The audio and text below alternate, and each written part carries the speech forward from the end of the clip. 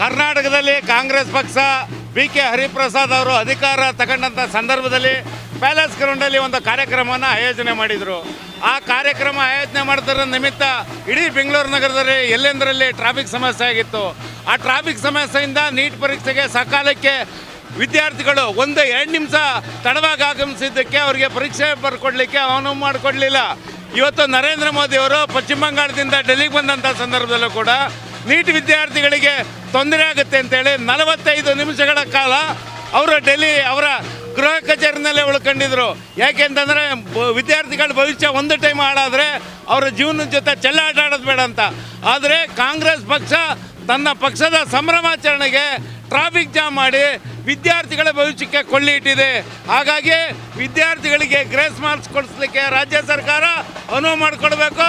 ಇಲ್ದೇನೋದ್ರೆ ಅವ್ರೇನು ಮ್ಯಾನೇಜ್ಮೆಂಟ್ ಕೋಟಾದಲ್ಲಿ ಫ್ರೀ ಸೀಟನ್ನು ಇವರು ರಾಜ್ಯ ಸರ್ಕಾರ ಅನುವು ಮಾಡಿಕೊಡ್ಬೇಕು.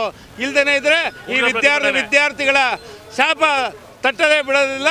ಉಗ್ರವಾದ ಪ್ರತಿಭಟನೆಯನ್ನು ಮುಂಬರುವ ದಿನಗಳಲ್ಲಿ ಹಮ್ಮಿಕೊಳ್ತೀವಿ ಅಂತೇಳಿ ನಾನು ಆಗ್ರಹ ಮಾಡ್ತೀನಿ. ನೀಟ್ ಎಕ್ಸಾಮ್ ಮಾಡಬೇಕು ಅಂತೇಳಿ ನಿನ್ನೆ ಸಮಯ ನಿಗದಿಯಾಗಿತ್ತು. ಈ ಸಂದರ್ಭದಲ್ಲಿ ರಾಜ್ಯ ಕಾಂಗ್ರೆಸ್ ಸರ್ಕಾರ ಅವರ ಅಧ್ಯಕ್ಷರ ಪದಗ್ರಹಣವನ್ನು ಮಾಡುವ ಮುಖಾಂತರವಾಗಿ ಬೆಂಗಳೂರಿನಲ್ಲಿ ಟ್ರಾಫಿಕ್ ಜಾಮ್ ಮಾಡಿ 4 ವಿದ್ಯಾರ್ಥಿನಿಯರಿಗೆ ಎಕ್ಸಾಮ್ ಬರೀಲಿಕ್ಕೆ ಸಮಯ ಸಿಗದಿರ್ತಕ್ಕಂಥ ಮಾಡಿರ್ತಕ್ಕಂಥ BK ಹರಿಪ್ರಸಾದ್ಗೆ ನಾವು ಧಿಕ್ಕಾರವನ್ನು ಕೂಗ್ತೇವೆ.